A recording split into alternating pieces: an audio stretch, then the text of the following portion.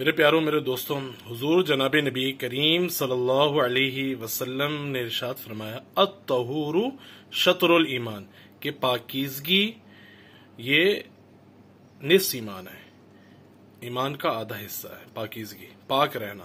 الطہور شطر الایمان۔ آج ہم اپنی کیفیت، اپنے گھر کی کیفیت دیکھیں، آج ہم اپنے معاشرے کی، اپنے محلے کی کیفیت دیکھیں کہ کس طرح ہم اپنے گھر کو، اپنے معاشرے کو، اپنے محلے کو ہم گندا رکھتے ہیں۔ کیا ہمارا ایمان ہمیں اس بات کی اجازت دیتا ہے؟ گندگی تو ایمان کا حصہ نہیں ہے۔ اسلام کے اندر تو گندگی نہیں ہے، اسلام کے اندر تو پاکیزگی ہے، صفائی ہے۔